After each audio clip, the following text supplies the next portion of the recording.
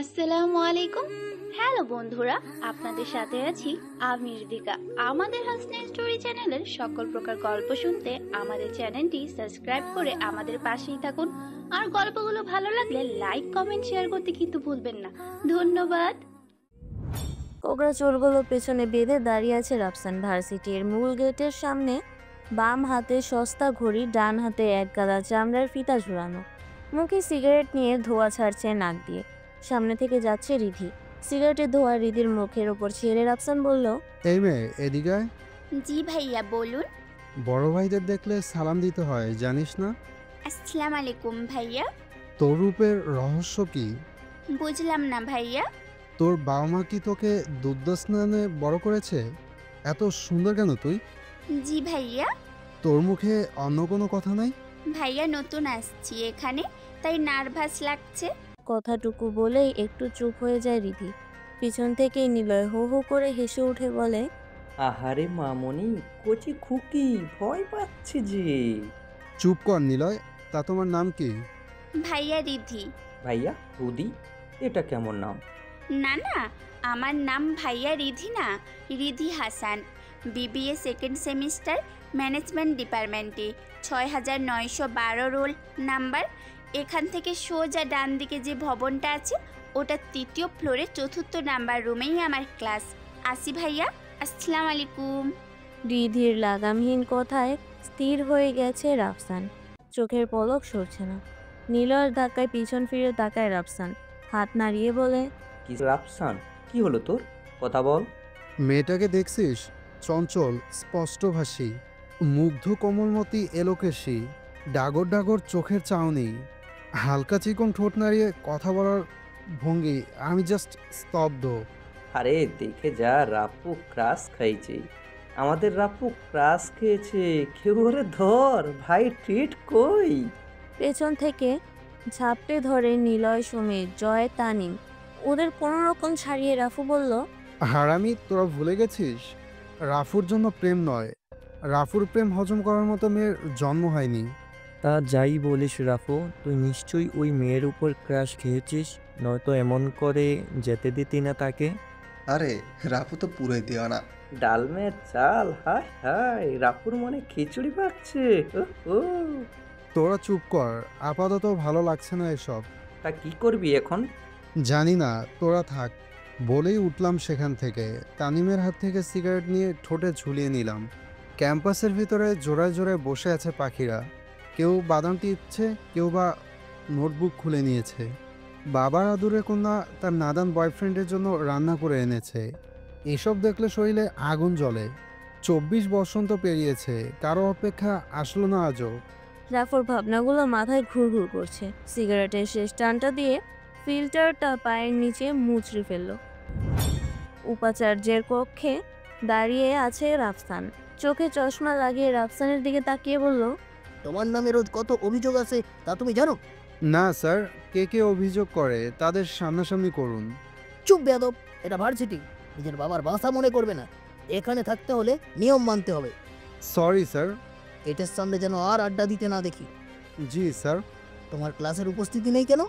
মাথা নিচু করে রেখেছে রাফসান। কিছু বলছে না। শফিক হাসান চিৎকার করে ওঠে, কি বলছি শোনোনি কানে? তোমার ক্লাসের উপস্থিতি কম কেন? হ্যাঁ, স্যার, আপনার কাজ আপনি করুন, এটা আমার স্বাধীনতা। বাবার মতো অধিকার ফলাতে আসবেন না, এটা ভার্সিটি। আমার অনুপস্থিতি কেন আমার বাবাকে জিজ্ঞেস করুন। প্যারেন্টস মিটিং ডেকে তাদেরকে জিজ্ঞেস করুন। বলেই গজগজ করে তার রুম থেকে বেরিয়ে আসে রাফসান। মোবাইল বের করে তার আম্মুর মোবাইলে ফোন করে। রিসিভ করতে রাফসান বলল, দেখো মা, তোমার স্বামীকে বেশি বাড়াবাড়ি করতে বারণ করবে। ভার্সিটির উপাচার্য বলে সবসময় নজরে রাখবে নাকি? যখন নজরদারি করতে হতো তখন তো হোস্টেলে পাঠিয়ে দিয়েছো। আমি কেমন আছি খোঁজ নাওনি একবারও। এখন আমাকে আমার মতো থাকতে দাও। কেন বাবা, কি হয়েছে তোর? তোমার স্বামীর কাছে জিজ্ঞেস করো কি হয়েছে। আচ্ছা, জিজ্ঞাসা করব। ফোন রেখে দেয় রাফসান। জন্ম থেকে আজ 24 বসন্ত। মায়ের মমতা, বাবার ভালোবাসা স্পর্শ পায়নি। জন্মের পরেই নাকি আমাকে গুরু দুধে বড় করেছেন, ক্যাম্পাস পরিয়ে রেখেছেন সব সময়। একটু সময় হয়নি আমাকে কোলে নেওয়ার। মা মহিলা পরিষদের চেয়ারম্যান, বাবা ছিল তার কাজে। সারাদিন কান্না করলে কাজের মেয়েটা গালের উপর থাপ্পড় দিয়ে ফিটারটা মুখে ধরিয়ে দিত। মার কাছে খাবার চাওয়ার সময় নেই। যখন থেকে বুঝতে চেষ্টা করি তখন থেকে আমি হোস্টেলে। আজ বিগড়ে গেছি, তখনও শাসনের কেউ ছিল না। আমি একা এক অবহেলিত পাখি। কথাগুলো বিড়বিড় করে বলছে নিজেই। চোখ ভিজে গেছে, আঙুল দিয়ে মুছে ভবন থেকে বেরিয়ে আসে রাফসান। শরীরে আগুন জ্বলছে। কেন এত রাগ হচ্ছে বুঝতে পারছে না সে। হাঁটছে সে, যাকে বসা দেখছে মাথায় ছোট্ট করে থাপ্পড় দিয়ে যাচ্ছে। বড় ভাই দেখে কেউ তার চোখে চোখ তুললেও তাকাচ্ছে না। রাগ কমছে না ওর। পকেট থেকে দুটো সিগারেট বের করে একসাথে আগুন জ্বালায়। চারপাশে জুনিয়ররা রাফসানের দিকে তাকিয়ে আছে। লাল টুকটুকে চোখ সিগারেট টানছে। ভয় পাচ্ছিল তারা। একটু দূরে দেয়াল ঘেঁষে দাঁড়িয়ে আছেন সুমন। তার বন্ধুদের সাথে দাঁড়িয়ে আছে। সামনেই একটা মেয়ে কাচুমুচু করছে। নতুন এসেছে ভার্সিটিতে। সুমন বলল মেয়েটাকে, এই মেয়ে নাম কি? জি ভাইয়া, তসলিমা। কোন ডিপার্টমেন্ট? ম্যানেজমেন্ট। বয়ফ্রেন্ড আছে? না ভাইয়া। তাহলে প্রপোজ কর আমাকে। মেয়েটার মাথা নিচু করে রাখছে। সুমন তার বন্ধুরা হা হা করে হাসছে। রাফসান এসে সুমনের থুতনি বরাবর এক ঘুষি মারে। দেওয়ালের সাথে ধাক্কা খায় সে।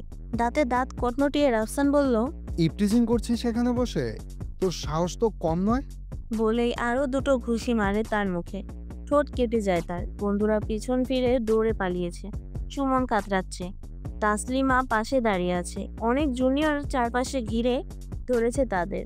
সুমন একটু সুযোগ পেয়েই বলল, ভাই রাগিং ছিল এটা। এমন করে র্যাগিং করে? বলেই আরো একটা থাপ্পড় দেয় সুমনের গালে। তোকে যেন ক্যাম্পাসে আর মেয়েদের র্যাগিং দিতে না দেখি। সুমন বুঝতে পারে না তার দোষ কোথায়। র্যাগিং করা তাদের একটা কাজ। এতে রাফসান ভাই ভায়োলেন্স হলো কেন বুঝতে পারছে না। এর আগে এর চাইতে বেশি খারাপভাবে র্যাগিং করেছে রাফসানের সামনেই। তখন কিছু বলেনি, কিন্তু আজ এমন করলো কেন বুঝলো না। মনে মনে প্রতিজ্ঞা করছে সে, রাফসানকে ক্যাম্পাসে নয় বাহিরে এসে কিছু করতে হবে। রিদি জুনিয়রদের ভিড়ে দাঁড়িয়ে দেখছিল রাফসানের মাস্তানি। নাক ছিটকে চলে যায় সেখান থেকে। হালকা রাগ কমে রাফসানের। বন্ধুদের আড্ডায় বসে আবারও যোগ দেয়। ভালো লাগছে না কিছু। রিফাত দৌড়ে আসে তাদের আড্ডায়। তানিম ভাই আপনার গার্লফ্রেন্ডের চুলের মুঠি ধরে। কথাটা বলেই নিঃশ্বাস ফেলে রিফাত। হাঁপাচ্ছে সে, মনে হচ্ছে এক রাজ্যে দৌড়ে এসেছে সে। তানিম দাঁড়িয়ে যায়, বলে, কি হয়েছে শান্তা? কে ওর চুল ধরেছে? মোতালেব। থমকে যায় তানিম। শান্তার কিছু হলে সে বাঁচবে না, এমন টাইপের একটা ভাব নিয়ে মাটিতে বসে পড়ে। তানিম, এই মোতালেব কে? মোতালেব শান্তার মামা হয়, গ্যাংস্টার। তার ছেলের সাথে জোর করে বিয়ে দিতে চাচ্ছে শান্তার। চল তো দেখি তার গ্যাংস্টার মামাকে। হোস্টেল থেকে টেনে হিসেবে বের করছে শান্তকে। হোস্টেলের ছাত্রীরা সবাই জড়ো হয় এক স্থানে। কেউ সামনে আগানোর সাহস পাচ্ছে না। রাফসান তানিমকে নিয়ে এখানে পৌঁছানোর আগেই শান্তকে নিয়ে চলে যায় তারা। তানিম, গাড়ি নিয়ে আয়। কোথায় যাবি রাফু? শান্তার মামার বাড়ি। কি বলিস ভাই? তারা খুব ডেঞ্জারাস, অস্ত্র থাকে তাদের সাথে। তোদের সাথে আমি আছি, চিন্তা করিস না। ওরা তোকে মেরে ফেলবে রাফু। হো হো করে হেসে দেয় রাফু। মুহূর্তেই দাঁতে দাঁত শক্ত করে ফেলে রাফু। কিছু ভাবছে সে। আমার পরিচয়ে তারা তোর পা ধুয়ে তার মেয়েকে তোর সাথে তুলে দেবে তানিম। তনিম থমকে যায়, মাথা ঘুরিয়ে রাফসানকে বলে, কে তুই? আমি ধুরন্ত এক যুবক, টকবগে রক্তের উঠতি সমাজের এক নাগরিক, তোদের মতোই সাধারণ কেউ। কিন্তু তুই বললি সে তোর পরিচয়, তারা ভয় থরথর করে কাঁপবে। মজা করে বলেছি তানিম, গাড়ি বের কর। আচ্ছা। ক্যাম্পাস থেকে নিজের গাড়িটা নিয়ে আসে তনিম, সাথে সুমিত। নিলয় তাদের গাড়ি নিয়ে আসে। নিলয়, তুই তানিমের সাথে ওঠ, তোরটা আমার কাছে দে। ওকে বস। তানিম ছো মেরে নিলয়ের কথা তুলে নেয়। নিলয়, তুই রাফুকে বস বললি কেন?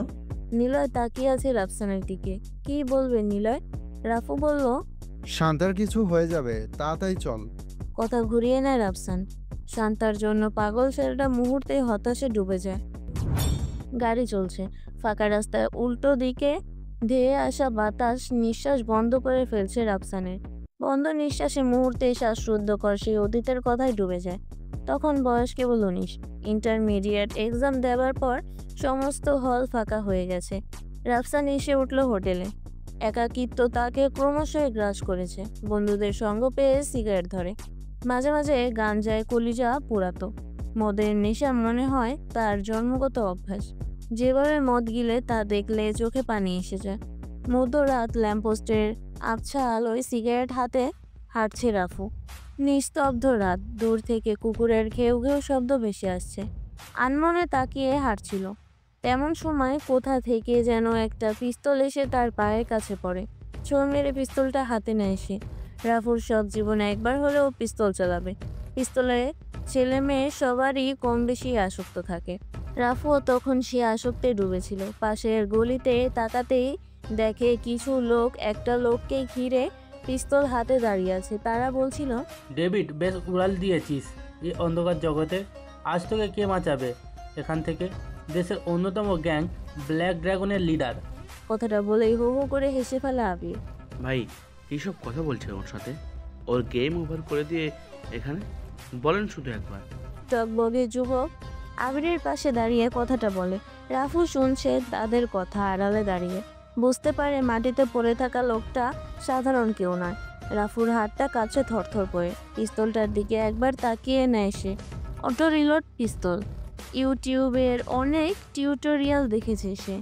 আবির ডেভিডের মিড পয়েন্ট পিস্তল ঠেকাতেই একটা বুলেট এসে আবিরের মিড পয়েন্টে আঘাত করে। পিছনের দিকে ঝুঁকে যায় সে। পর মুহূর্তেই ধাই ধাই করে কয়েকটা শব্দ হয়। ডেভিডের পাশে বন্দুক হাতে দাঁড়িয়ে থাকা ক্যাডারগুলো লুকিয়ে পড়ে রাস্তায়। ডেভিড উঠে দাঁড়ায়। রাফু রাস্তার মাঝে পিস্তলটা ফেলে দিয়েই হাতটা চেপে ধরে। গান পাউডারে পুড়ে গেছে তার হাত। কাঁচা হাতের নিশানা যে এতটা পারফেক্ট হবে তা রাফু নিজেও ভাবতে পারেনি। পলকহীন চোখে ডেভিড এগিয়ে আসে রাফুর দিকে। সে কাতরাচ্ছে জ্বলে যাওয়া হাতের চামড়া নিয়ে। নাম কি রে তোর? রাফসান। আসবি আমার সাথে? কেন? বাদশা বানাবো তোরে। আপনি কে? আমি? অজানা থাক, এক সময় জেনে যাবি। Sorry, I am not interest. কি বলছিস? ভেবে দেখ, পুরো দেশ তোর মুঠোই থাকবি, তখন রাজ করতে পারবি তুই। রাফসান হাহা করে হেসে ওঠে। ডেভিড তাকিয়ে থাকে তার দিকে। হাস্যোজ্জ্বল চেহারার মাঝে ভয়ঙ্কর নৃশংস এক মানুষকে দেখতে পাচ্ছে সে। রাফসান বলে উঠল, আপনাকে যদি এক ভিখারি এসে বলে এই রাজ্য তোর, চল আমার সাথে, তোকে আমি এই রাজ্যের রাজা বানাবো, তখন আপনি কি বলবেন? অবশ্যই না বলবো। আপনিও তো এক ভিখারি। একটু আগেই সামনে দাঁড়ানো লোকগুলোর সামনে নিজের জীবন ভিক্ষা চাওয়ার মতো ছলো ছলো চোখে তাকিয়েছিলেন। এখন আমি আপনাকে কি ভাববো, ভিখারি নাকি রাজা? ডেভিড রাফসানের চোখের ভাষা বুঝতে পারে। জল জল করে জ্বলছে তার চোখ।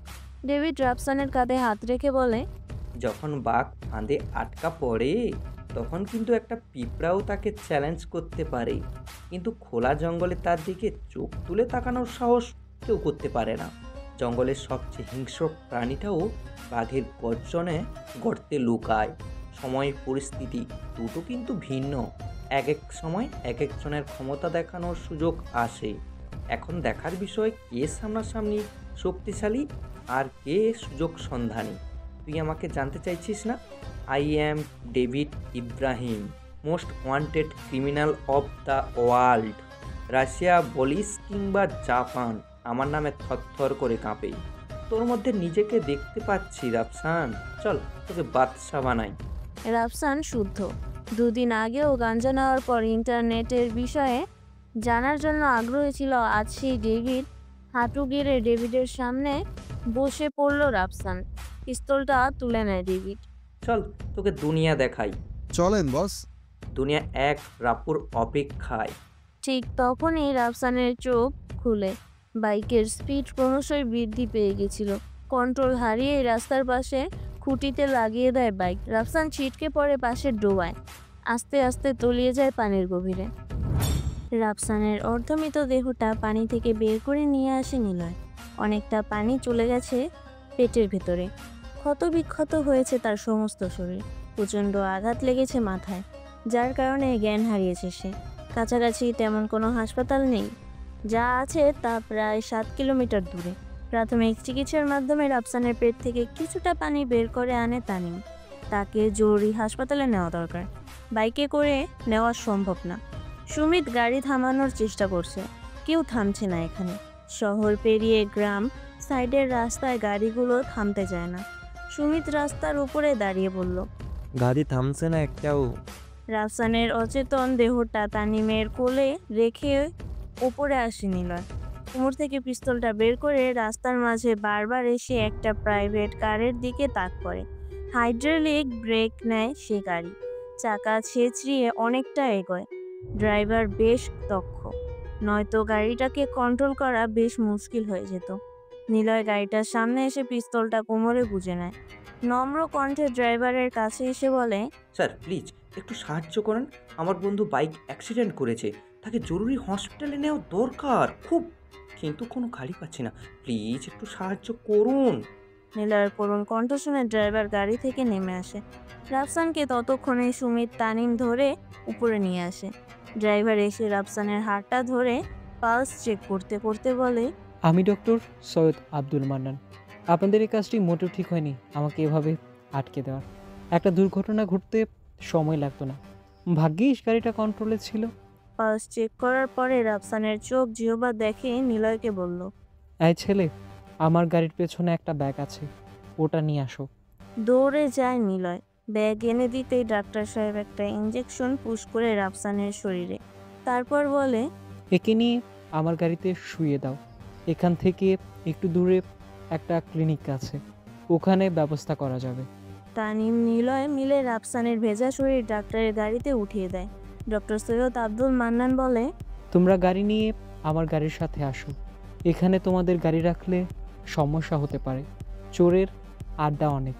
রাফসানের অ্যাক্সিডেন্ট করা গাড়িটা এখানেই থাকে। বাকি গাড়ি দুটো নিয়ে তারা ক্লিনিকে পৌঁছায়। রাফসানকে একটা বেডে শুইয়ে জামা কাপড় খুলে নীল রঙের একটা অ্যাপ্রনের মতো কিছু পরিয়ে দেয় নার্স। পেটের ভেতরে অবশিষ্ট পানি বের করে ডক্টর সৈয়দ নিজেই। রাফসানের ক্ষতস্থানগুলো পরিষ্কার করে সেলাই করে দিচ্ছে। চেহারার উপরে ক্ষতস্থানগুলোর দিকে তাকিয়ে আছে সে। দ্রুত রাফসানের বন্ধুদের ডাক দেয়। রাফসানের জ্ঞান ফিরবে যে কোনো সময়, কিন্তু ডক্টর সৈয়দের বেশ চিন্তা হচ্ছে রাফসানের চেহারা দেখে। তখন নিলয় তানিম আসে রুমে। নিলয় বলে, বলুন স্যার। আপনার বন্ধুর বিষয়ে আপনি কিছু জানেন? কেন স্যার, কি হয়েছে? আপনার বন্ধুর মুখমণ্ডল থেকে বুক পর্যন্ত প্লাস্টিক সার্জারি করা হয়েছে।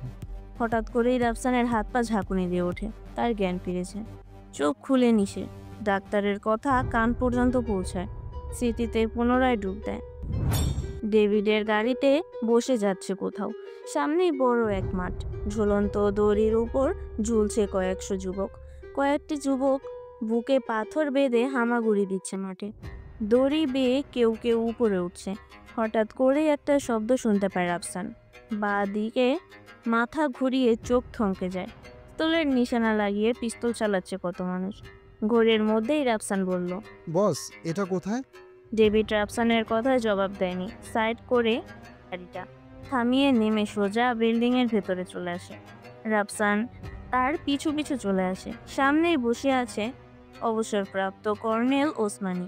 ডেভিড এসে বলে, কর্নেল বুলেট নিয়ে এসেছি। জি বস। বলেই সে রাফসানের উপর নিজ ভালো করে তাকিয়ে নেয়। বস, আপনি শিওর তো এর আগেও ইকবাল? কর্নেলকে থামিয়ে দেয় ডেভিড। বলে, কর্নেল, আমি আগের কথা জানতে চাই না, আমি এর মধ্যে নিজেকে দেখতে পাচ্ছি। ইকবাল বিশ্বাসঘাতক। কিন্তু বস, এর পিস্তল চালানোর সাহস নাই, তোকে ভয় দেখতে পাচ্ছি, একে দিয়ে সম্ভব না। রাফসান তার কথাগুলো শুনছিল, মনোযোগ নেই সেদিকে। জ্বলন্ত সিগারেটের ধোঁয়া তার নাকে এসেছে। তৃষ্ণা পেয়েছে সিগারেটের। পকেটে হাত রেখে খুঁজতে থাকে সিগারেট, নাই পকেটে। কর্নেলের অর্ধেক সিগারেট জ্বলছে। রাফসান সেটা নিয়ে বাহিরে চলে আসে। কর্নেল তাকিয়ে আছে।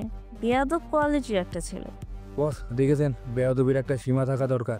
কর্নেল, এটাতে তুমি বেয়াদবি দেখছো? হ্যাঁ, অবশ্যই। আমি তো তার সাহস দেখছি। ওর প্রয়োজন যেটা সেটাই ও নিয়েছে। আমাকে তোমাকে পরখ না করে সে যখন এটা নিয়েছে, এটা তার সাহস। সম্মান হলো সে যখন ওটা নিয়েছে তখন সেটা এখানেও মুখে তুলতে পারত। সে আড়ালে গেছে, এটা সম্মান। বস, আপনি ভেবে দেখতে পারেন। আমি 100% কনফার্ম। ওকে, তার ট্রেনিং আজ থেকে শুরু। ডেভিড ডাক দেয় রাফসানকে। এই রাফু, ভিতরে আয়। রাফসান সিগারেটটা ফেলে ভেতরে প্রবেশ করে। জি বস। আজ থেকে তোকে প্রশিক্ষণ দিবে কর্নেল। এখানে যত মানুষ দেখতে পাচ্ছিস সব ব্ল্যাক ড্রাগনের জন্য কাজ করে। তাদেরকে মিশনের জন্য তৈরি করা হচ্ছে। তুই নিজেকে প্রমাণ কর। জি বস, তবে থমকে যায় রাফসান। ডেভিড বলে, তবে কি? ট্রেনিংয়ের সীমাবদ্ধ সময় আমি ট্রেনিংয়ে থাকবো, বাকি সময় আমি কি করি না করি এ বিষয়ে কারো নজরদারিতে থাকতে পারবো না। কর্নেলের দিকে তাকিয়ে আছে রাফসান। ডেভিড বুঝতে পারে রাফসান কারো নজরদারিতে থাকতে পছন্দ করে না, কেননা ডেভিডের চিন্তাভাবনাও এমনটাই। ডেভিড বলে, চিন্তা করিস না, তুই তোর মতো করে ট্রেনিং নিবি। কর্নেল ভাবছে, এ তো 2 দিনও টিকবে না, মরে যাবে, নয়তো নিজের পরাজয় স্বীকার করবে। তখনই রিং হয় রাফসানের মোবাইলের দিকে কিছুটা সময় তাকিয়ে আছে। ডেভিড বলল, কে ফোন করেছে? রাফসান কিছু না বলেই ফোনটা রিসিভ করে। হ্যালো, কেমন আছো? ভালো। আমার সাথে 5 মিনিট কথা বলা যাবে? আপনার কি সময় হয় আমার সাথে কথা বলা? তখনই রাফসান শুনতে পায় ফোনের ওপাশ থেকে মেয়ে কণ্ঠে বলল, স্যার আপনার মিটিংয়ের সময় হয়ে গেছে। রাফসান হো হো করে হেসে ফেলল। জান, আপনার স্ত্রী সন্তান ডাকছে। টাকাই তো আপনার কাছে সব, সন্তান থেকেও নেই। মাকে তো জন্মের সময়ই হারিয়েছি। ভালো থাকবেন। বলেই ফোনটা রেখে দেয় রাফসান। পকেটে ফোনটা ঢুকাতে কর্নেলকে উদ্দেশ্য করে বলল, বস, আমার ট্রেনিং কখন থেকে শুরু? আজ থেকেই। সরি বস, আজ হবে না, হোটেলে ফিরতে হবে। কাল থেকে ট্রেনিং শুরু করব। রাতে আমাকে হোটেলে থাকতে হবে। সারাদিন আমি আপনার, রাতটা শুধু আমার একান্ত। তবে হ্যাঁ, কথা দিচ্ছি, নিজেকে আপনার দলের সম্পূর্ণটা দিয়ে দেব।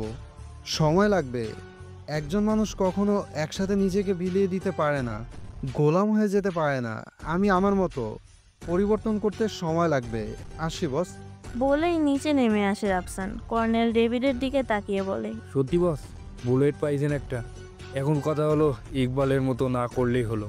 ইকবাল বিশ্বাসঘাতক। বস, গতকাল আপনার উপর হামলা করানোর মাস্টার মাইন্ড হলো ইকবাল। তার ইচ্ছে সে রাজ করবে এ দেশে। ইকবাল চাইলেই কিন্তু এর সবটা তাকে দিয়ে দিতে পারতাম, কিন্তু মৃত্যু ডেকে নিয়ে আসছে তাকে। ডেভিড কথা বাড়ায় না। কর্নেলের কালেকশন থেকে মদের একটা বোতল তুলে নেয়। দেখা হচ্ছে আবার অন্য একদিন। রাফসানকে নামিয়ে দেয় তার হোটেলের সামনে। রাফসান ভরসা দেয় তাকে। চলে যায় সে। পিছন ফিরে হোটেলে ঢোকার আগে একটা মেয়ে উপর হয়ে পড়ে রাফসানের শরীরের ওপর। হাত থেকে লাঠিটা ছুটে যায়, রাফসানের পিঠে এসে দেওয়ালে ঠেকেছে। মেয়েটার মাথা তার বুকে। পরম সুখে আছড়ে পড়েছে সে সময়। রাফসান তাকিয়ে আছে মেয়েটার দিকে। কালো চশমাটা ফ্লোরে পড়ে 2 খণ্ড হয়ে গেছে। বিরক্তি নিয়ে মেয়েটা নিজেকে সরিয়ে নেয়। রাফসান তাকিয়ে আছে মেয়েটার চোখের দিকে। ডগর ডগর চোখ। ভাষা বুঝতে চেষ্টা করে সে, পারছে না সে চোখের ভাষা বুঝতে। তার চোখের পলক সরছে না। হাঁটু গেড়ে বসে মেয়েটি তার হাত দিয়ে লাঠিটা খুঁজছে হয়তো। হোটেলের গেটের ভেতর থেকে বেরিয়ে আসে নেহা। নীল, তোরে কতবার বলছি একা একা বের হবি না, দাঁড়া। নেহা নীলুকে ধরে দাঁড় করায়। রাফসান দেওয়ালের সাথে পড়ে আছে। রাহিটা নীলুর হাতে ধরিয়ে দিয়ে নেহা রাফসানকে উদ্দেশ্য করে বলল, সরি ভাইয়া, নীলু চোখে দেখতে পায় না, আপনার সমস্যার জন্য দুঃখিত। নেহা চলে যায় নীলুকে নিয়ে। তার সম্পূর্ণ নাম নীলিমা জাহান। বয়সে রাফসানের 2 বছরের বড়। তবুও যেন তার চোখ সরছে না নীলিমার ওপর থেকে। ফ্লোর থেকে ভাঙা সানগ্লাসের অংশগুলো কুড়িয়ে নেয় হাতে। হোটেলে ঢুকে যায় সে। এখানে রাফসানের জন্য পার্মানেন্ট একটা রুমের ব্যবস্থা করে রেখেছে তার বাবা। সে বাসায় থাকে না, থাকার জন্য এখানটাই বেছে নিয়েছে। হোটেলের ম্যানেজার রাফসানকে হোটেলে ঢুকতে দেখে তার সামনে এসে দাঁড়ায়। স্যার, আপনার বাবা গতকাল রাতে এসেছিল। এখনো কি আছেন রুমে? না স্যার। আচ্ছা, আপনি যান, আমি রুমে যাব। স্যার, আপনার বাবা কিছু টাকা রেখে গেছে। রাফসান ম্যানেজারের দিকে একবার তাকায়, একবার টাকার দিকে তাকিয়ে নিজের ছেঁড়া শার্টের দিকে তাকিয়ে বলে, না, দরকার নেই টাকার, আমার কাছে কিছু টাকা আছে। জি স্যার। ম্যানেজার চলে যায়। রাফসান নিজের রুমে আসে। শরীর থেকে মদের বাজে গন্ধ ভেসে আসছে। জামা কাপড় খুলে আয়নার সামনে দাঁড়ায় রাফসান। পেটের ওপর কয়েকটা ক্ষতের দাগ ফুটে আছে। পেটের উপরে দাঁত পড়েছে, শক্ত হয়ে ভাঁজ পড়েছে 6 প্যাক। রাফসান আয়নার সামনে নিজেকে দেখে। অল্প বয়সে শরীরের গঠন একদম ভিন্ন। বুকে হাত বোলাতেই পিছন থেকে দরজা খুলে যায়। আয়নার প্রতিফলনে লাফিয়ে ওঠে রাফসান। তখনকার সেই মেয়েটি নীলিমা। তড়িঘড়ি করে তোয়ালে পেঁচিয়ে লজ্জাস্থান ঢেকে তার সামনে আসে রাফসান। এই মেয়ে, আপনার সমস্যা কি? এটা 506 নম্বর রুম না? মেয়েটার কণ্ঠ শুনে স্তব্ধ হয়ে যায় রাফসান। চিকন কণ্ঠে মধু মিশ্রিত শিশুর নরম কণ্ঠে জবাব দেয় সে। না, এটা 202 নাম্বার রুম। সরি ডিস্টার্ব করার জন্য। বলেই হাঁটা দেয় নীলিমা। রাফসান নিজের রুম ছেড়ে বেরিয়ে সেই তার হাত ধরে। কোমল নরম সে হাতের স্পর্শ, গরমের অনুভব করতে থাকে সে। চলুন, আমি আপনাকে পৌঁছে দেই। ধন্যবাদ। রাফসান তাকে নিয়ে হাঁটছে। অর্ধ উলঙ্গ শরীরে যে দেখছে সেই তাকিয়ে আছে তার দিকে। নীলিমাকে তার রুমে পৌঁছে দিয়ে নিজের রুমে এসে বাথরুমে ঢুকে সে শাওয়ার ছেড়ে ভাবতে থাকে তার জীবন নিয়ে। কি হবে জীবনে? অবহেলা, লাঞ্ছনা ছাড়া তো এই জীবনে কোনো সুখের মুহূর্তই নেই। ঘুম পাচ্ছে খুব, রাতে ঘুম হয়নি। বাথরুম থেকে বেরিয়ে শরীর শুকিয়ে বিছানায় শরীরটা হেলিয়ে দেয়। আস্তে আস্তে তার চোখ বুজে আসে। নীলয় তার শরীর ধরে হালকা করে ধাক্কা দিচ্ছে। চোখ মেলছে রাফসান। মাথাটা ঝিমঝিম করছে, ব্যথা করছে মাথা। তনিম সুমিত দাঁড়িয়ে আছে পাশেই। ডক্টর সৈয়দ আব্দুল মান্নান পুলিশকে ফোন করে।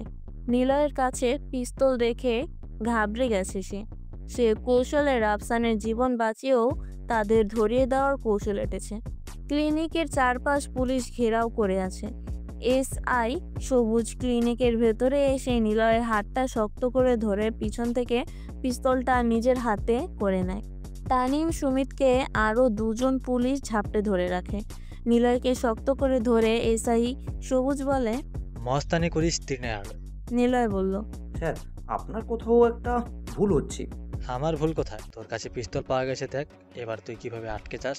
বলেই এসআই সবুজ নিলয়ের পিঠ বরাবর আঘাত করে। শক্ত হয়ে যায় সে। সবল মেরে তার হাত থেকে পিস্তলটা কেড়ে নিয়েই সবুজের হাতটা পিছন দিকে নুয়ে পিস্তলটা তার মাথায় তাক করে। আরে স্যার, এত দুর্বল ভাবছেন নাকি? ট্রেনিং প্রাপ্ত মাল এত সহজে ভেঙে পড়ার জিনিস না। আগে আমার কথা শুনুন। এসআই সবুজ চুপচাপ হয়ে গেছে। থরথর করে কাঁপছে হাঁটু। নিলয় বলে, পিস্তলের লাইসেন্স আছে, দেহ রক্ষার জন্যই এটা সাথে রাখা। মাথা নিচু অবস্থায় এসআই সবুজ বলে, তুই কি এমন ভিআইপি মানুষ যে তোর দেহ রক্ষার জন্য পিস্তল লাগবে? আমি ভিআইপি নই, বেডে শুয়ে থাকা ছেলেটার দেহরক্ষী আমি। এসআই সবুজ তাকায় রাফসানের দিকে। তানিম সুমিত আশ্চর্যের চোখে তাকিয়ে আছে। কে এই ছেলে যে তার দেহরক্ষী দরকার হবে? রাফু দা গ্রেট বিজনেসম্যান শহীদ হাসানের একমাত্র ছেলে, আরএস ইন্ডাস্ট্রির চেয়ারম্যান এই ছেলেটাই। এসআই সবুজ হা হা করে হেসে ফেলল। বিশ্বাস করল না রাফসানের পরিচয়। পুলিশ এর মধ্যে ক্লিনিকের ভেতরে চলে আসে। 4-5 জন নিলয়কে ধরে ফেলে। সবুজ বলে, তোদের বড় কোনো কেসে জড়িয়ে যাওয়া যাবে, চল থানায়। হাতকড়া পরিয়ে দেয় নিলয়ের হাতে।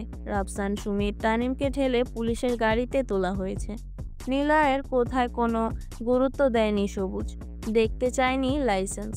থানায় এনে তাদের একটা টুলের ওপর বসিয়ে রাখা হয়েছে। তানিমের ফোন বাজছে অনেকক্ষণ থেকে। সবুজ বলল, কথা বলে নে। তানিম ফোন রিসিভ করে। কাঁদো কাঁদো কণ্ঠে শান্তা বলল, হানু বেবি প্লিজ আমাকে নিয়ে যাও এখান থেকে। তারা জোর করছে আমাকে ওই প্রতিবন্ধী ছেলেটার সাথে বিয়ে পৌঁছাতে। তানিম কথা বলতে পারছে না, স্তব্ধ সে। ফোনটা রাফসানের কানে ধরছে তানিম। শান্তার আর্তনাদ শুনে রাফসানের মস্তিষ্কে রক্তক্ষরণ হয়। নীলয় ফোন করেছিল যেন কাকি, সে এখনো আসছে না। সবুজ রাফসানের ব্যাপারটা ক্লিয়ার হতে শহীদ হাসানের অ্যাসিস্ট্যান্ট আলীকে ফোন করে জানায়। রাফসান টুল থেকে দাঁড়িয়ে যায়।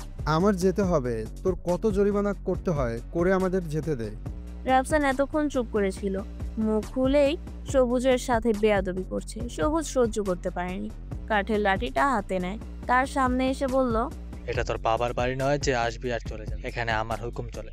রাফসানের সামনে যদি কেউ নিজের ক্ষমতার কথা বলে তখন পাগল হয়ে যায় সে। সবুজের লোকেশন, ড্রেসের শার্টের কালার ধরে বরাবর 3-4টে ঘুষি মারে। থেতলিয়ে যায় তার নাক। ফুসতে ফুসতে রাফসান বলে, তুই আইনের লোক, তার জন্য ছেড়ে দিলাম। নাক বেয়ে টপ টপ করে রক্ত পড়ছে ফ্লোরে। ঠিক তখনই আলী থানায় প্রবেশ করে। সবুজ একবার তাকায় আলীর দিকে, একবার রাফসানের দিকে। নিলয় যা বলেছিল তা সত্যি। সবুজ নিজের নাকটা রুমাল দিয়ে চেপে রেখেছে। থানা থেকে বের হয়ে গাড়ি পায়নি তারা। নিলয় নিজের পিস্তলটা সবুজের কাছ থেকে নিয়ে বেরিয়ে আসে। তাদের বাইকগুলো ক্লিনিকের সামনে পড়ে আছে। এদিকে শান্তার বিয়ে হয়ে যাচ্ছে। রাফসানের মস্তিষ্ক কাজ করা বন্ধ করে দিয়েছে। সামনেই আলীর ব্ল্যাক BMW গাড়িটা। রাফসান তার সামনে এসে ড্রাইভারকে বলে, চাচা গাড়ি থেকে নামুন, অন্য গাড়ি ম্যানেজ করে চলে যান। ড্রাইভার চাচা নেমে আসে। রাফসান ড্রাইভিং সিটে বসে, নীলয় তার পাশে, তানিম সুমিত পিছনে। হাইওয়ে রাস্তায় উঠেই গাড়ির স্পিড 140 ছাড়িয়েছে। সুমিত আর তানিম দুজনকে জড়িয়ে ধরে শুধু বলছে, রাফু আস্তে আস্তে। সামনেই বিশাল এক বাড়ি, সুন্দর করে ডেকোরেশন করা। বাড়িটার ভেতরে প্রবেশ করে রাফসান, পাশে নিলয়, পেছনে তানিম সুমিত। নিলয়ের কাছ থেকে পিস্তলটা নিজের কাছে নিয়ে নেয় রাফসান। কয়েকজন এসে বাধা দেয় তাদের। নিলয় একাই তাদের সামনে নিয়েছে। হাতের কাছে আয়রন রড পাওয়াতে সুবিধা হয়েছে আরও। বাসার ভেতরে ঢোকার সময় নিলয়কে চিনে ফেলে আকাশ শান্তার মামার লোক। দৌড়ে এসে নিলয়ের সামনে দাঁড়ায়। সালাম নিও ভাই। ওয়ালাইকুম আসসালাম। ভাই এখানে? তার পিছন থেকে শান্তার মামার পোষা দল বলে এসেছে রাফসানদের কাছে। আকাশ তাদের থামিয়ে বলে, সামনে আসিস না, একজনও বেঁচে ফিরতে পারবে না, যেখানে আছিস ওখানে। একজন বলে উঠল, আকাশ তুই ভয় পাচ্ছিস কেন? আমরা 40 জন, তারা 4 জন। আকাশ তার ছেলের হাসি হেসে বলে, এদের একজনের বরাবর 40 জন কিছু, শুধু একটা তলোয়ার না হয় একটা M46 হাতে ধরিয়ে দে, তোদের অস্তি খুঁজে পাওয়া যাবে। আকাশ ভাই এরা কারা? Black dragon. শিউরে ওঠে সবাই। আকাশ নীলয়ের দিকে তাকিয়ে বলে, হ্যাঁ আপনি আসলেন কেন? আমাদের বললে তো আমরা পৌঁছে যেতাম। শান্তা কোথায়? আকাশ বাসার 2য় তলায় দেখিয়ে দেয়। রাফসান তানিমকে বলে, যা তোর শান্তাকে নিয়ে আয়। তানিম ভয় পাচ্ছে এগুলো দেখে। তার অনেক প্রশ্ন রাফসানকে নিয়ে, নিলয়কে নিয়ে, ব্ল্যাক ড্রাগন নামক ভয়ঙ্কর গ্যাং নিয়ে। তবুও এখন সঠিক সময় নয় রাফসানকে এসব প্রশ্ন করার। তানিম বাসার ভেতরে যেতেই শান্তার মামা তানিমের বুকে লাথি মারে। ফ্লোরে শুয়ে পড়ে তানিম। তানিমের দিকে একটা পিস্তল তাক করে ফেলে। তোর সাহস তো কম না, তুই আমার বাড়িতে এসেছিস, যা মৃত্যুর স্বাদ গ্রহণ কর। পিস্তলের শব্দে কেঁপে ওঠে সমস্ত ঘর। দৌড়ে বেরিয়ে আসে শান্তা। রক্তাক্ত শরীরে শুয়ে আছে তানিম। মুখে হাত রেখে দৌড়ে নামছে শান্তা। তার মামার ঘায়েল দেহ পড়ে আছে তানিমের ওপরে। ফিনকি দিয়ে রক্ত পড়ছে তার শরীর থেকে। তানিমের দেহ ভিজে গেছে তাজা রক্তে।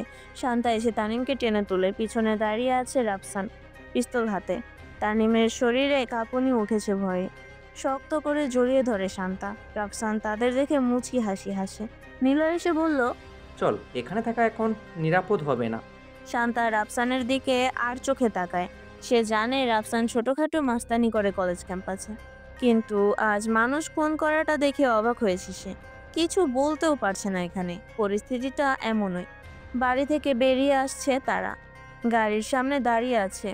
নিলয়কে ড্রাইভিং করতে বলে রাফসান তার পাশেই বসে। সুমিত, তানিম আর শান্তা পেছনে বসে। তানিমের শরীর রক্তে জমাট বেঁধেছে। শার্ট খুলে নগ্ন শরীরেই উঠে গাড়িতে। নিলয় ড্রাইভিং সিটে বসে গাড়ি চালাচ্ছে। রাফসান বলল, বাহ নিলয়, তুই তো বেশ ফেমাস লোক। যেখানে যাই সেখানে সবাই তোকে চিনে ফেলে। আকাশ তোকে না চিনলে হয়তো আমাদের আর বেঁচে ফিরতে হতো না। কি যে বলিস রাফু, তোর প্লাস্টিক সার্জারি না হলে তারা প্যান্ট ভিজিয়েই ফেলতো। সুমিত কিছু ভাবছে পিছনে বসে। হঠাৎ করেই বলে উঠল, রাফসান তুই কি ব্ল্যাক ড্রাগনের রাফু, ডেভিডের হত্যাকারী? রাফসান হু হু করে হেসে ফেলে। সুমিতের বুঝতে বাকি থাকে না রাফসান তাকে ব্যবহার করছে। কৌশলে নিজের পকেটে হাত দিয়ে দেখে তার মোবাইল পেন ড্রাইভ নেই। হালকা চিন্তিত সুমিত। তাহলে কি রাফসান বুঝতে পেরে গেছে আমি ইকবালের সাথে যুক্ত? না তো কিভাবে বুঝবে? আমি তো দিনের আলোয় কাউকে কিছু বলিনি, রাতের অন্ধকারে সমাজের সকল কুকর্ম করে ফিরি। না, বিষয়টা সিরিয়াসলি নিতে হবে। কথাগুলো মনে মনে ভাবছে সুমিত। রাফসান সামনের সিটে বসেই সুমিতকে উদ্দেশ্য করে বলল, সুমিত কিছু ভাবছিস? না রে রাফু, তুই এত বড় গ্যাংস্টার আমাদের থেকে লুকালি কেন?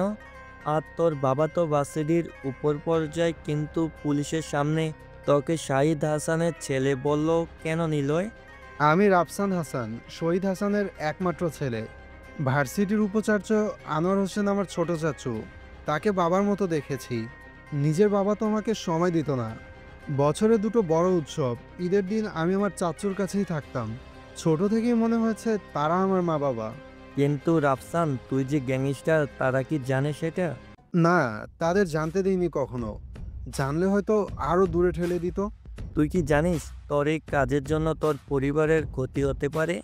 একটা কথা কি জানিস সমিত? কি রাফু? আমার সত্যিটা আজ পর্যন্ত কেউ জানেনি। যারাই জানতে চেয়েছে তারাই মৃত্যুকে আপন করে নিয়েছে। হ্যাঁ, আমি তো ভুলে গিয়েছিলাম তুই গ্যাংস্টার, নিজের সব কিছু নিরাপদ রেখেই কাজ করবি। সুমিতের কণ্ঠে ভয়। তানিমের শরীর থেকে রক্তের গন্ধে দম বন্ধ হয়ে আসছে। শান্তা বমি করে ফেলছে। রাস্তার পাশেই বড় একটা হোটেল। ঢাকা চট্টগ্রাম মহাসড়কে এমন হোটেলগুলো সত্যি সুন্দর করে ডেকোরেশন করে রাখা। সাইড করে গাড়ি থামায় নিলয়। শান্তা তানিম হোটেলের পাশে শপিং মল থেকে জামা কাপড় কিনতে বের হয়। সুমিতও বের হয় হোটেলে ঢুকে যাওয়ার জন্য। রাফসান নিলয়কে বলে, নজরে রাখিস। নিলয় নেমে আসে গাড়ি থেকে। রাফসান নিজের মাথাটা সিটের সাথে হেলিয়ে দেয়। পুরনো কথা বারবার মনে হয়। সেদিন ট্রেনিংয়ের প্রথম দিন ছিল। ভোর 5টা বাজে উঠেই কর্নেলের ট্রেনিং হলের সামনে চলে আসে রাফসান।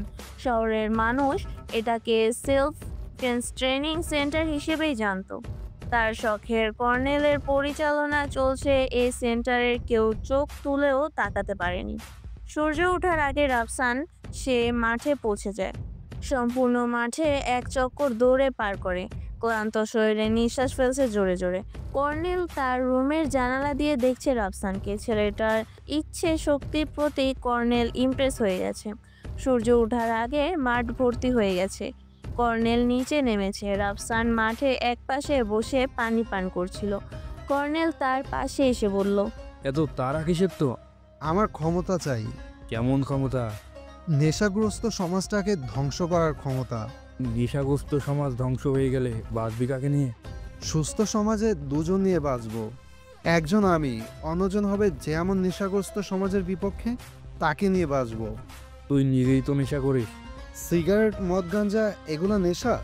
এগুলো ভালোবাসা, পিনিক ধরায়, কিন্তু ড্রাগস সব কিছু শেষ করে ফেলে।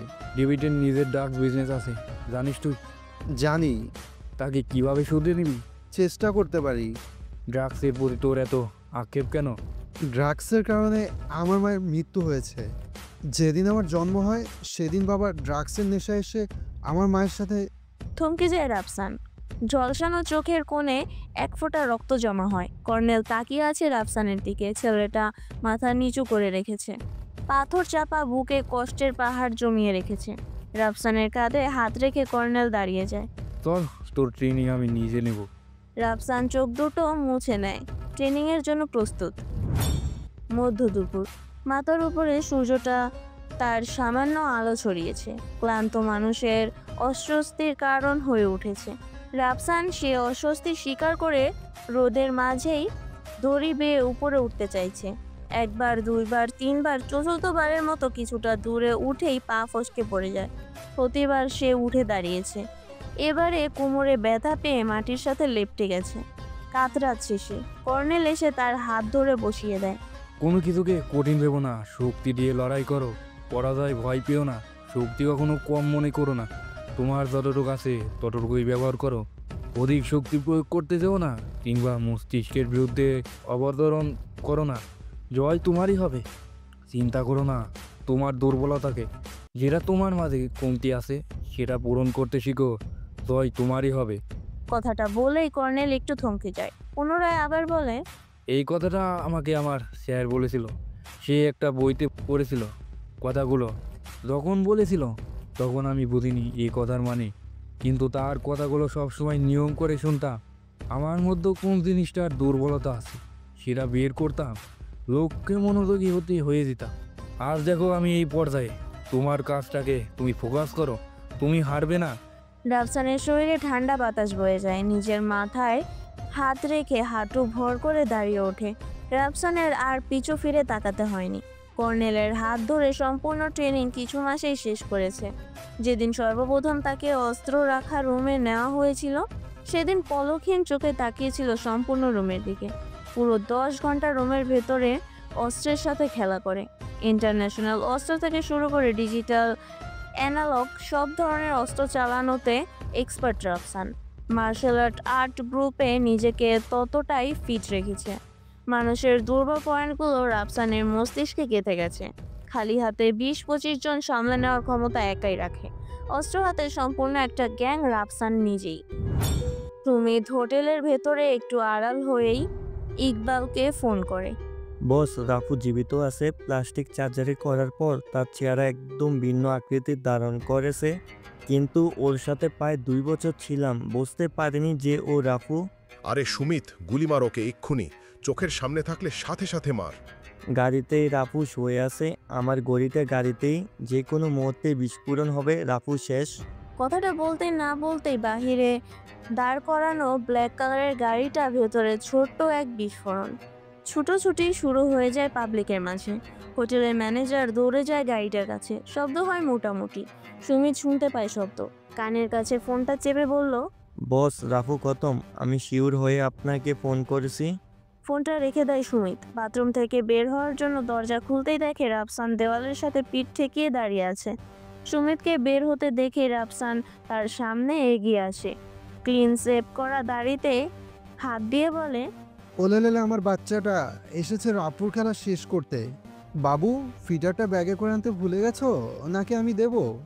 সুমিত হাঁ করে তাকিয়ে আছে। রাফসান সুমিতের দিকে নিজের হাতে পরে থাকা ঘড়িটা দেখায়। সুমিত যে ব্র্যান্ড ব্যবহার করেছে সে ব্র্যান্ডের ঘড়ি। ঘাবড়ে যায় সুমিত। রাফসান বলে, আমার ঠিক আমার উপরে প্রয়োগের বৃথা চেষ্টা না করলেই হতো। সামান্য ঘড়ির উপর কেই বা সন্দেহ করবে, তাই না সুমিত? তোকে তো আমি এমনিতেই শেষ করে দিতাম, কিন্তু না, তোর মৃত্যুর চুলকানি উঠছে, মর। বলেই নাক বরাবর 4-5টি ঘুষি মারে রাফসান। পেছন থেকে নিলয় আসে। দুজন বাথরুমে ঢুকে সুমিতের গেম ওভার করে বেরিয়ে আসে। হোটেলের ভেতরে অপেক্ষা করছে তানিম, শান্তা। নিলয় রাফসান বেরিয়ে এসে বলে, তানিম, সুমিত একটা কাজে বেরিয়েছে, ও যেতে পারবে না আমাদের সাথে। তানিম ভয় পেয়ে আছে। রাফসান বলল, তানিম, ভয় পাস না, আমি কাজে আছি এখানে, তোদের ক্ষতি হতে দেব না, কিন্তু কাজ করে যাব। তানিম বলে, কি কাজ তোর? রাফসান হেসে বলে, সমাজ থেকে দুর্গন্ধ দূর করার কাজ। কিন্তু এর শুরু কোথা থেকে? তুই গ্যাংটা তা বুঝলাম, এর শুরু কোথা থেকে হয়েছে?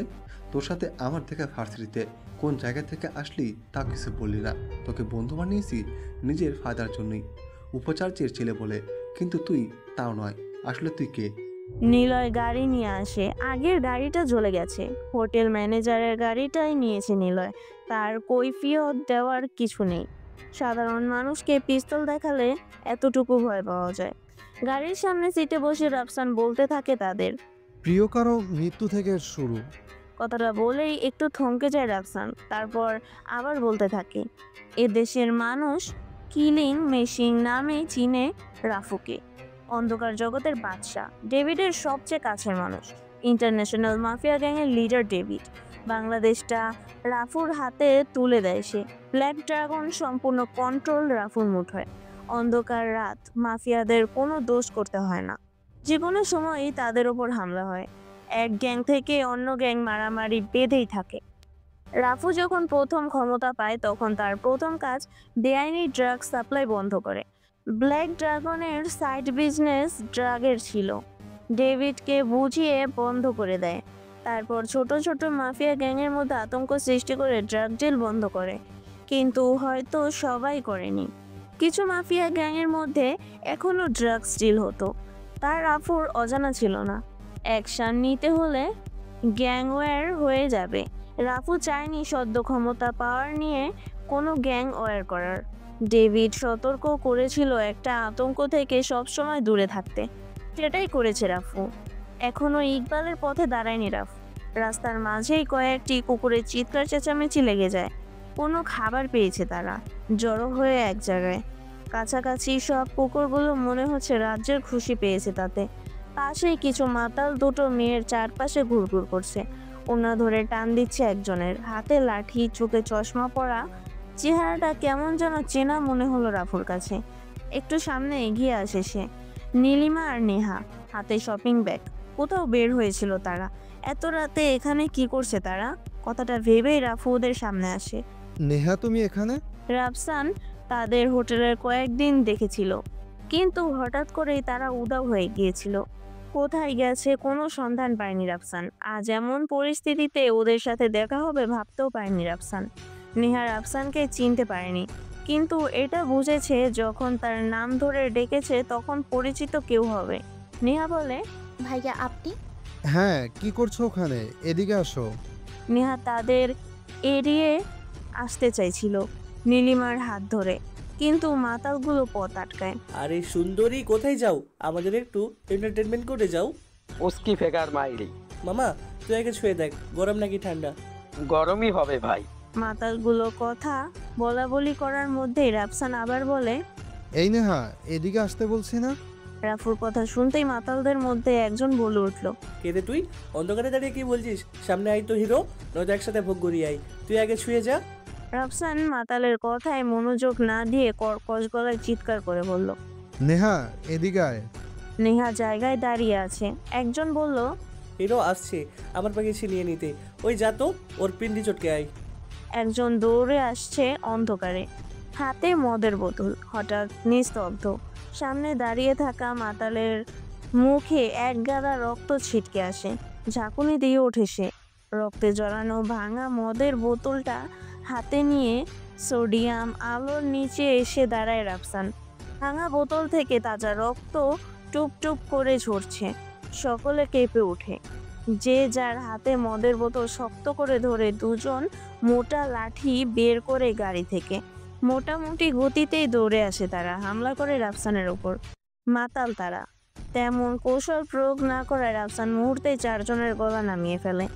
বাকি দুজনের একজনের চেহারা থেতলিয়ে ফেলে, পেটের ভুঁড়ি নামিয়ে দেয়। রক্তাক্ত রাস্তায় দাঁড়িয়ে আছে একজন। নেহার চোখ বন্ধ হয়ে আসছে। রাফসান ওই বাকি একজনকে বলে, ওই জানা, ওদের শরীরের তাপ গরম কিনা চেক করে দেখ, ফিগারটাও বেশ আরাম পাবি। সে বলে, আমাকে ছেড়ে দে, তুই জানিস না আমার ভাইকে, তোকে একদম মেরে ফেলবো ইকোপ। নামটা বলার আগেই তাকে থামিয়ে দেয় রাফসান। বলে, আরে রাখ তোর ভাই, আমি কে সেটা তুই জানিস? কার নজর তোদের উপরে পড়েছে একবার তা ভেবে দেখেছিস? কে তুই? কথাটা সম্পূর্ণ বের হতে পারে না। পিছন থেকে পিস্তলটা বের করে ছেলেটার মুখের ভেতরে শুট করে পিছনের দিকে পড়ে যায় সে। মৃত্যু আসেনি এখনো তার। রাফসান তার বুকের ওপর পা রেখে মাথার পিস্তল ঠেকিয়ে বলে, মৃত্যুটা তোর কম বেদনাদায়ক হলো যে তুই রাফুর হাতে মৃত্যুর স্বাদ নিচ্ছিস। রাফসানের মুখে রাফু নামটা শুনতেই আটকে উঠে সে। রক্তাক্ত আঙুল দিয়ে পিচ ঢালা রাস্তায় রা লিখতেই শুট করে দেয় রাফসান। সাথে সাথেই মৃত্যু তাকে ক্রাশ করে। উঠে দাঁড়ায় রাফসান, পিস্তলটা পিছনে রেখে রুমালটা বের করে হাত মুখের রক্ত মুছতে মুছতে বলে, কেমন আছো নেহা? নেহার চোখে ভয় থরথর করে কাঁপছে। রাফসান আবার বলল, কি হলো, কথা বলছো না কেন? নীলিমা মুখ খুলে, নেহা কি হয়েছে এখানে? এত শব্দ হয়েছে কিসের? আর ওই মাতালগুলো কোথায়? রাফসান বলে, মাতালগুলোকে সুন্দর করে বুঝিয়ে দিয়েছি, তার আর আসবে না এখানে। এমনিও আর কোনো মেয়েকে উত্ত্যক্ত করবে না। ধন্যবাদ ভাইয়া। আমি জানি না আপনি কে, দেখতেও পাইনি আপনি কেমন, তবুও আমরা আপনার কাছে ঋণী। ধন্যবাদ ভাইয়া। রাফসান বলে, চলো তোমাদের বাসায় পৌঁছে দেই। 7টা লাশ রাস্তার মাঝে পড়ে আছে। কুকুরগুলো লাশগুলোর কাছে এসে ঘুরছে। খাবলা দিয়ে এক ফালি মাংস নেয়নি তারা। লাশগুলোর চারপাশে পায়চারি করছে। টহলকারী পুলিশের গাড়ির সামনে পড়ে লাশগুলো। তারা পর্যবেক্ষণ করেই একজন বলে উঠল, স্যার, এ তো ইকবালের ছোট ভাই আহসান। থমকে যায় তারা। একজন বলে, স্যার, ইকবাল তো এখন হাইপার হয়ে যাবে, অন্ধকার জগতে ঝড় উঠবো, পুরো দেশে আতঙ্কে কত মানুষের মৃত্যু হবে। তা হতে দেওয়া যাবে না। ইকবালকে তার ভাইয়ের মৃত্যুর সংবাদ পৌঁছাতে আর সাংবাদিক কাউকে ফোন করে এখানে আসতে বল। জি স্যার। সকাল হতেই তোলপাড়। খবরের কাগজে হেডলাইন হয়েছে, আহসানের মৃত্যু। ইকবাল কি শান্ত বসে থাকবে? তারপর বিস্তারিত, অজ্ঞাত ব্যক্তির হাতে আহসানের খুন। এ খুনের পিছনে কার হাত থাকতে পারে? লেখার পরেই বড় করে এক প্রশ্নবোধক চিহ্ন। একজন সন্ত্রাসীর মৃত্যুতে মিডিয়াগুলো হাইপার হয়ে উঠেছে। ইকবাল ভাইয়ের লাশ সামনে রেখে কাঁদছে, চিৎকার করে বলছে, আমি চাই তাকে যে আমার ভাইকে এমন নির্মমভাবে হত্যা করেছে, আমি তাকে চাই এক্ষুনি। পিছন থেকে উষার বলে, বস, খবরের কাগজের ছবিগুলো একটু দেখবেন। আমি ওই বোকা সাংবাদিকদের হাবিজাবি লেখায় নিজের মস্তিষ্ক ধোলাই করার মানুষ নই। তারা তিলকে তাল বানিয়ে আতঙ্ক ছড়ায় সমাজের মাঝে। অবশ্য তারা একটা কথা সত্যি বলে, অপরাধী অপরাধ করবেই, তার সামনাসামনি লড়ার শক্তি এ দুনিয়ার নাই। অপরাধ যখন একদিকে শেষ হবে, অন্যদিকে শুরু। বস, একবার দেখেন না আহসান ভাইয়ের ছবিগুলো, লক্ষ্য করুন একটু সবগুলো। আহসানের লাশের সামনেই উষার খবরের কাগজের কয়েকটি ছবি এনে ইকবালের সামনে রাখে। চোখ বুজিয়ে মাথা ঘুরিয়ে নেয় ইকবাল। তারপর আবার তাকায় সে ছবির দিকে। আহসানের নিতর দেহ পড়ে আছে। উষার পিছন থেকে বলে, বস, আহসান ভাই 2 হাতের পাঁচটা খেয়াল করেন, আঙ্গুলের শেষ মাথায় রক্তের ছাপ, ঝাঝালো শক্ত কিছুতে লেখার মতো লাগছে। আর নিচের ছবিটা দেখেন বস, 2 পাশে 2টা অক্ষর লেখা, বাম পাশের আঙ্গুলে ফ লেখা আর ডান পাশে রা লেখা। আহসান ভাই আপনাকে কিছু মেসেজ দেওয়ার চেষ্টা করছে, কিন্তু কি সেটা বুঝে উঠতে পারছি না। ইকবালের চোখ ছলছল করছে। ছবিগুলো হাতে নিয়েই হাঁটু গেড়ে বসে পড়ে আহসানের লাশের পাশে। চিৎকার করে বলে, ভাই, তোর খুনের বদলা আমি অবশ্যই নিব। যে তোকে হত্যা করেছে তাকে আমি নির্মমভাবে হত্যা করব, কথা দিচ্ছি ভাই। ইকবালের কণ্ঠ শান্ত করে উষারের কাঁধে হাত রেখে বলে, উষার, তোকে কাজটা দিলাম, আহসানের খুনিকে বের কর। বের করতে পারলে তোকে আমার পুরানো বাংলো বাড়িটা দিয়ে দিব। পুরো 8,000 স্কোয়ার ফিটের বাড়ি, সুইমিং পুলের লালসা উষারের চোখ ঝলসে যায়। লোভের নেশায় বলে ওঠে, বস, তাকে খুঁজে আপনার পায়ের কাছে এনে রাখবো। উষার দাঁড়িয়ে থাকে। ইকবাল শোক প্রকাশ করছে। ভাইকে একটু পরেই দাফন করা হবে। রাফসানের ঘুম ভাঙে। সূর্য তখন মাথার ওপরে। ব্রাশ করে একটা গেঞ্জি শরীরে জড়িয়ে বের হয়ে আসে রুম থেকে। সামান্য ক্ষুধা পেয়েছে তার। সামনেই ফাস্ট ফুডের দোকানে নিষিদ্ধ নর্মাল বার্গার। তার মন চাইছে সেটা ক্ষুধার্ত পেটে চালান করতে। চলে আসে দোকানে। মামা, বার্গার কত করে? 60 টাকা। রাফসান পকেটে হাত দেয়। মানি ব্যাগ নেই, খুচরো 40 টাকা পড়ে আছে পকেটে। মামা, 40 টাকা আছে, একটা বার্গার দিন, 20 টাকা পরে দিয়ে যাব। আমি বাকি বিক্রি করি না, আর আপনারা তো চিনি না মিয়া। মামা দেন না, ক্ষুধা লাগছে, বার্গারের চোখ আটকে আছে, খেতে না পারলে ক্ষুধা মিটবে না। আরে মিয়া, জানতো এখান থেকে, খোদা লাগলে পরোটা ভাজি আছে, ওইগুলা খান, 30 টাকা নিবনি। মামা দেন না, 20 টাকাই তো, পরে এসে দিয়ে যাব। দেখতে তো ভদ্রলোক মনে হয়, এমন ছেঁচড়া কেন? তুই যা তো সামনে থেকে। রাফসান মাথা নিচু করে ফেলে। মামার কথাগুলো একটু কড়াভাবেই বলেছে। সেই সময় কতগুলো লোক তার দোকানে ঢুকে ক্যাশিয়ারের বক্সের ওপর পিস্তল রাখে। আব্দুল, তোর মাসির চাঁদাটা দে তো। নিলয় ভাই, আজকে না নিলে হয় না। তুই জানিস না আমাদের নিয়ম সম্পর্কে? আচ্ছা ভাই, দিতেছি। বলেই আব্দুল মামা ক্যাশ থেকে নগদ 10,000 টাকা বের করে দেয়। নিলয় বের হতে হতে একটা কোল্ড ড্রিঙ্কস নিয়ে নেয় হাতে। কিছু বলছে না সে। রাফসান দেখছে এগুলো, কিছু বলছে না। নিলয় বেরিয়ে যাওয়ার আগে পিছন ফিরে তাকিয়ে দেখে রাফসান দাঁড়িয়ে আছে। পুনরায় দৌড়ে ভেতরে আসে সে। রাফু ভাই, আপনি এখানে? সরি ভাই, আপনারে খেয়াল করিনি। এমন অবস্থা কেন আপনার? 3/4 প্যান্ট আর নর্মাল টি শার্ট পরে রাস্তায় আপনি? সমস্যা নেই নিলয়, খুচরা 20 টাকা থাকলে দে তো। কেন ভাই? লাগবে, দে। ভাই, আমার কাছে তো 1000 টাকার নোট। তাই দে। নিলয় পকেটে থেকে 1000 টাকার নোটটা বের করে দেয়। রাফসান আব্দুল মামার দিকে টাকাটা এগিয়ে দেয়, বলে, এই নেন মামা, একটা বার্গার আর একটা কোল্ড ড্রিঙ্কসের টাকা রাখেন। মামা বড় বড় চোখ করে তাকিয়ে আছে রাফসানের দিকে। নিলয় ঠাস করে আব্দুল মামার গালে থাপ্পড় বসিয়ে দিয়ে বলে, তুই কার কাছ থেকে টাকা নিবি শালা? তুই জানিস ইনি কে? রাফসান নিলয়কে থামিয়ে বলে, ভাই থাম। আব্দুল মামা বার্গার দেয় একটা কাগজে মুড়িয়ে। টাকা নিতে চায়নি। জোর করে রাফসান তার টাকা বুঝিয়ে আবার একটা থাপ্পড় দিয়ে বেরিয়ে আসে নিলয়দের সাথে। রাস্তায় নেমে নিলয় বলে, ভাই, তাকে টাকা দিলেন কেন? সে তার কাজ করছে, আমি ক্রেতা, আমি কিনে নিয়েছি। জি ভাই। নিলয় বাজার থেকে টাকা তুলছে। রাফসান গাড়ির সামনে দাঁড়িয়ে পা গাড়ির ওপরে রেখে বার্গারের ওপর নিজের আত্মঘাতী কামড় বসিয়ে দেয়।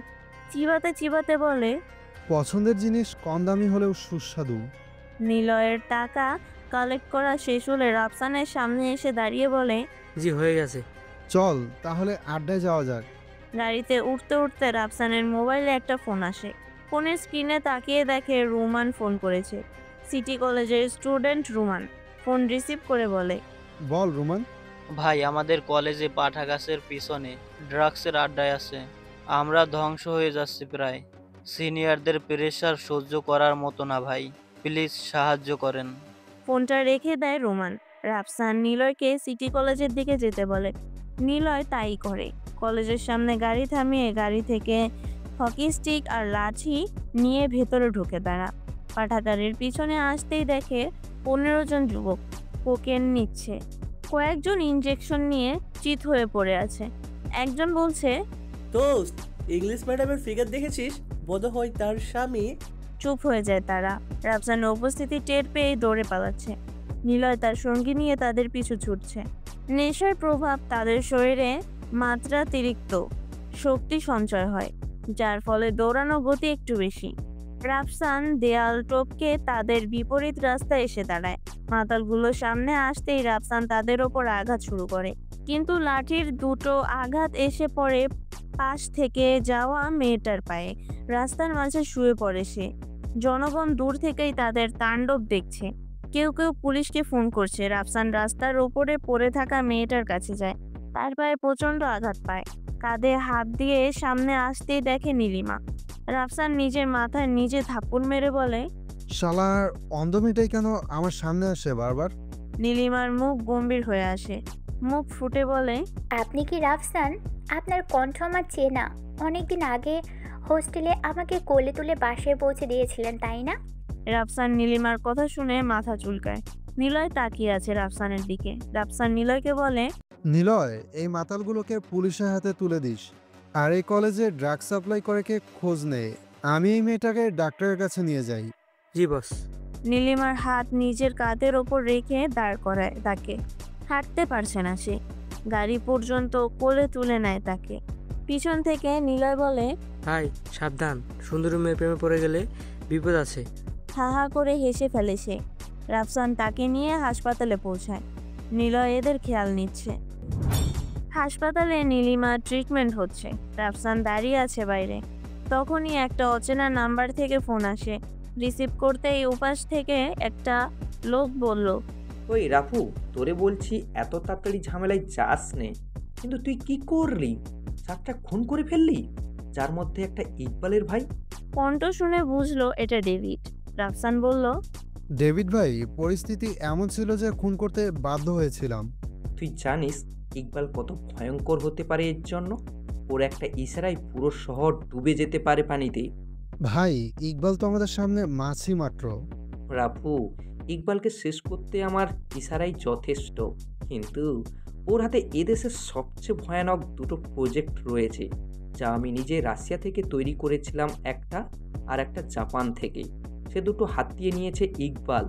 ওই প্রজেক্ট দিয়ে পুরো দেশটাকে চুটকির মধ্যে ধুলোয় পরিণত করতে পারে। শুধু তার জন্যই কি ভাই তার থেকে আমাকে দূরে থাকতে বলছেন? না, ইকবালের চতুর মস্তিষ্কের চাল তুই কখনোই বুঝতে পারবি না। তাকে আমি নিজে ট্রেনিং দিয়েছি। তার ভাইয়ের মৃত্যুর বদলা সে তো নেবেই। তুই কিছুদিন আন্ডারওয়ার্ল্ডে চলে যা, আমি বাংলাদেশে আসবো খুব তাড়াতাড়ি। ভাই, কি প্রজেক্ট যেন বলছিলেন? এইগুলো এসে বলবো তোকে। জি ভাই। ডেভিড ফোন রাখে। রাফুকে নিজের ছোট ভাইয়ের জায়গা দিয়েছে ডেভিড, তাই বস নয় ভাই ডাকতে বলছে তাকে। রাফু ও ডেভিডের সব কথা পালন করে। আন্ডারগ্রাউন্ড হওয়ার জন্য মস্তিষ্ক একদম কাজ করা বন্ধ করে দিয়েছে। কেবিন থেকে ডাক্তার বের হয়ে বলল, চিন্তার কোনো বিষয় নেই, হালকা মুচকে গেছে, ব্যান্ডেজ করা হয়েছে, তাকে বাসায় নিয়ে যেতে পারেন। ডাক্তারের মুখে বাসার কথা শুনতেই রাফুর মস্তিষ্কে আন্ডারগ্রাউন্ড হওয়ার জায়গা খুঁজে পায় সে। মনে মনে বলে, নীলিমার সাথে থাকলে তো কোনো সমস্যাই হবে না মনে হয়। উষার আহসানের খুন হওয়ার জায়গায় এসে হাজির। পর্যবেক্ষণ করে দেখছে চারদিকে, কিছু মিলেনি, শুধু ফ আর রা এতটুকু। নিজের মনে মনে এই অক্ষর দুটোকে সাজায় সে। ডান পাশের শব্দটা থেকে শুরু করে বাম পাশের শব্দ বসিয়ে রাফ বলতেই পিছন থেকে একজন বলল, বস, রাফু নয় তো? জনি না, তবে গভীরভাবে দেখতে হবে। বস, রাফুর সাথে ইকবাল বসের শত্রুতা ডেভিলের সাথে সম্পর্কিত। এসব জানি, কিন্তু রাফু যদি কাজটা না করে থাকে তাহলে বসের সমস্যা হবে। রাফু কম ডেঞ্জারাস মাল না, পুরাই খাঁটি। জি বস, দেখলেন না ইকবাল বসের ড্রাগসে ঠান্ডা কিভাবে ভন্ডুল করে দিল সেই মুহূর্তেই। রাফুকে তো এমনিই দেখে নিব, তার আগে আহসান ভাইয়ের মার্ডারের রহস্য বের করতে হবে। উষার চারদিকে তাকায়, কোথাও কোনো সিক্রেট ক্যামেরা আছে কিনা খোঁজ করছে উষার। রাস্তার অপর পাশেই একটা রেস্তোরাঁ, সামনে ছোট্ট সিক্রেট ক্যামেরা। তারা চলে যায় সেখানে। আবছা ফুটেজ হলেও স্পষ্ট বোঝা যাচ্ছে এটা রাফু। উষারের চোখ চকচক করছে আনন্দে। ইকবালের বাংলো বাড়িটা এখন তার হবে। দ্রুত সংবাদ পৌঁছে দেয় ইকবালের কাছে। আহসান ভাইয়ের খুন রাফু করেছে। শান্ত হয়ে বসে ইকবাল ডেভিডকে ফোন করে সে। ডেভিড ভাই। ডেভিড ফোনটা রিসিভ করে কথা বলে না। ইকবাল শুরু করে, তবুও কিছু বলল না। ইকবাল পুনরায় বলতে থাকে, কাজটা ভালো করলি না ডেভিড ভাই, এখন অপেক্ষা কর প্রতিশোধের। বলে ফোন রেখে দেয় ইকবাল। নিস্তব্ধতা ছেয়ে গেছে ডেভিডের মনে। মনে মনে ভাবছে, এই তাণ্ডব বেশ ভয়ঙ্কর হতে চলেছে। আমি তো চাইলেই ইকবালকে ধুলোর সাথে মিশিয়ে দিতে পারি, কিন্তু আমি প্রতিজ্ঞা করেছিলাম ইকবালের কাছে আমি নিজে কখনো ইকবালের ক্ষতি করব না। ডেভিডের হাতে কোকেন নাকের ডগায় এনে রেখেছে। আস্তে আস্তে ডুবে যাচ্ছে তাতে। দুনিয়া তার কাছে সুন্দর। সব কিছু ভুলে সে কোকেনের নেশার ডুব দেয়। রাফসান হাসপাতাল থেকে বেরিয়ে আসে নীলিমাকে নিয়ে। বাসায় পৌঁছে দেবার বাহানায় নীলিমার রুমে ঢুকে রাফসান। চেয়ার টেনে বসে রাফসান বলে, নীলিমা, তোমার সাথে কে কে থাকে? আমি একা থাকি রাফসান ভাই। কাজের মেয়েটা এসে রান্না করে রেখে যায়। আর মা বাবা গত হয়েছে কিছু বছর হলো। তোমার অসুবিধা হয় না এখানে থাকতে? ভয় করে না? আমার তো সম্পূর্ণ জীবনটাই অন্ধকার। ভয় পাবো কাকে, যদি তাকে নাই দেখি? রাফসানের মন খারাপ হয়। মনে মনে ভাবে, এমন একটা মেয়ের কাছে নিজেকে না জড়ানোই উত্তম হবে।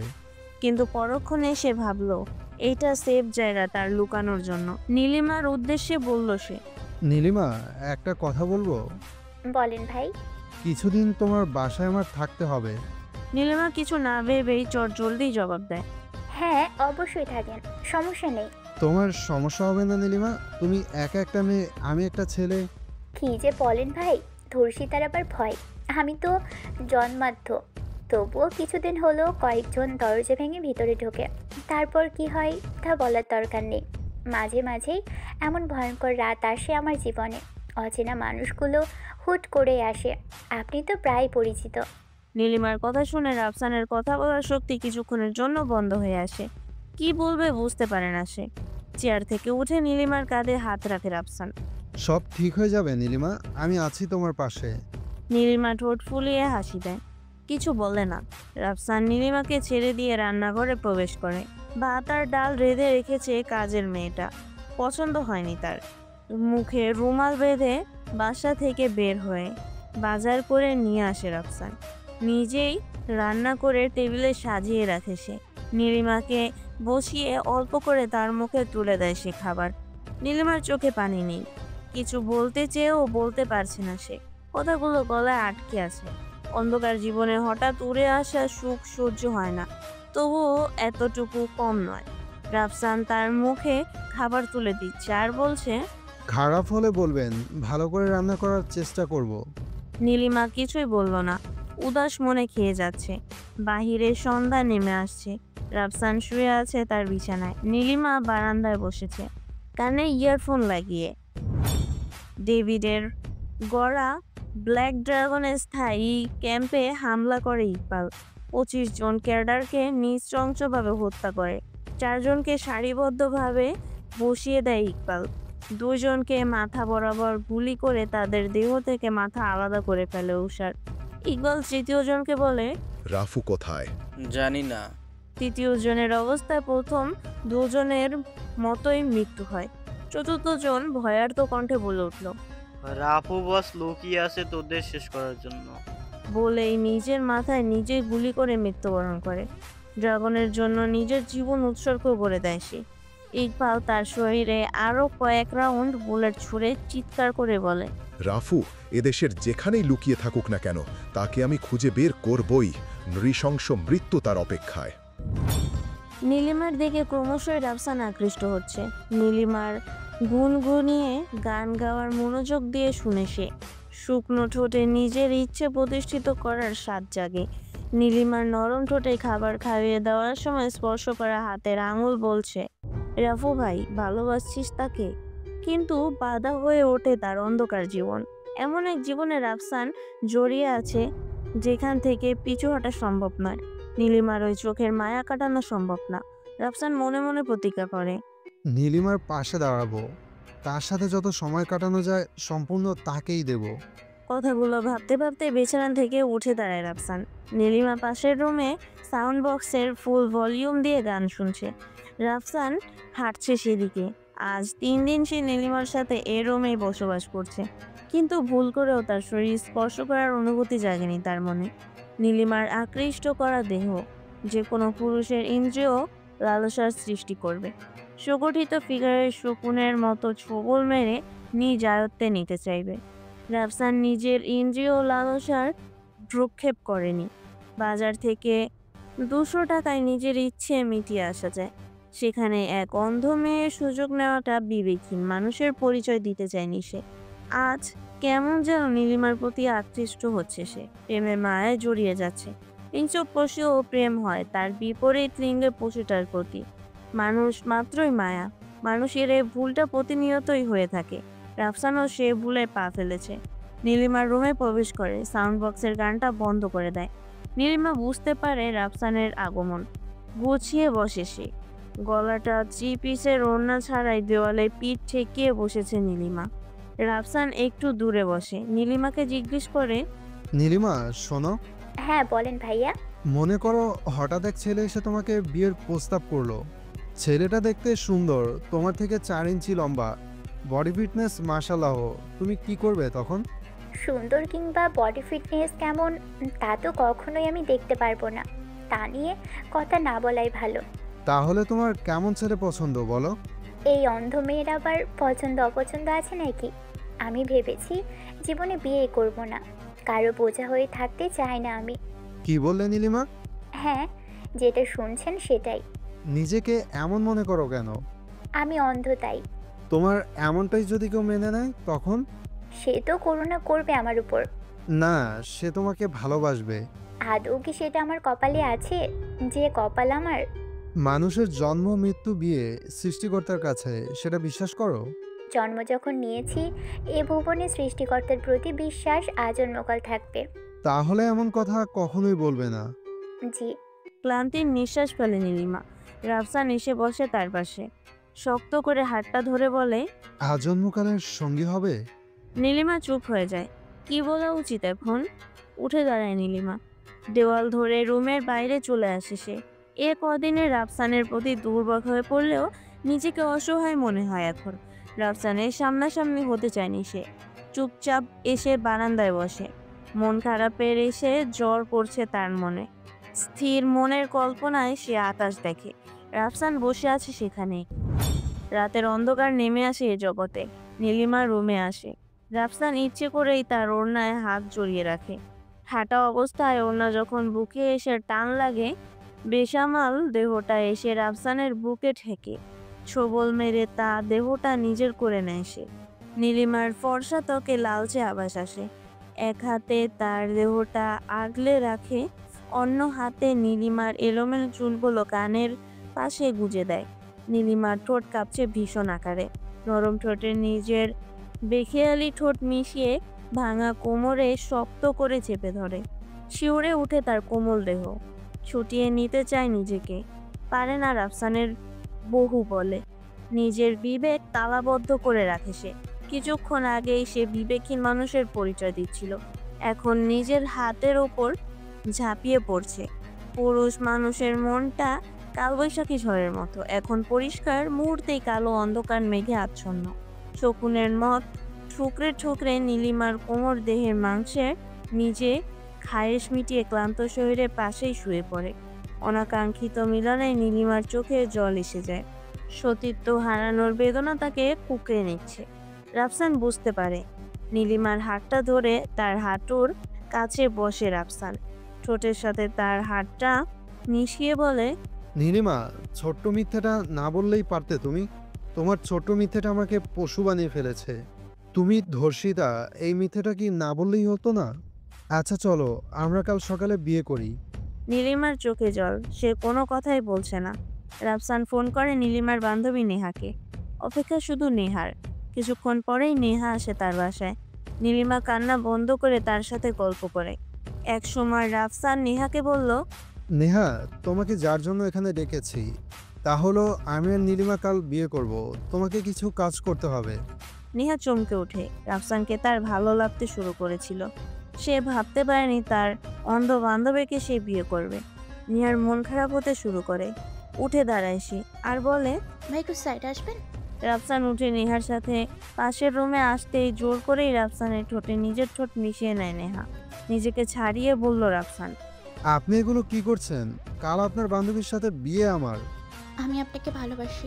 হ্যাঁ, আমি নীলিমাকে ভালোবাসি।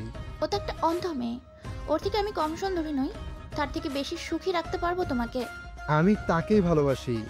আপনাকে এখানে ডেকেছিলাম তার আপন বলতে আপনি আছেন, তাই নিজেকে ছোট করবেন না তার কাছে। বাসা থেকে বেরিয়ে আসে রাফসান। নেহা মাথা নিচু করে আছে। সোডিয়াম আলোয় সিগারেট জ্বালিয়ে হাঁটছে সে। আজ কয়েকদিন পরে বের হয়েছে বাসা থেকে। হঠাৎ করেই কোথা থেকে উষার তার দলবল নিয়ে হাজির রাফসানের সামনে। সামনে থেকে দুজন রাফসানের উপর হামলা করতেই পিছন থেকে উষার তার হাতের ছুরিটা রাফসানের পিঠে ঘায়েল করে। ঘুমিয়ে উঠে সে। রক্তের স্রোতে বয়ে যায় তার শরীরে। শুকনো শার্ট ভিজে যাচ্ছে রক্তে। উষার হো হো করে হেসে ওঠে, চিৎকার করে বলে, আজকের পর থেকে রাফু নামটা এই দুনিয়া থেকে মুছে যাবে।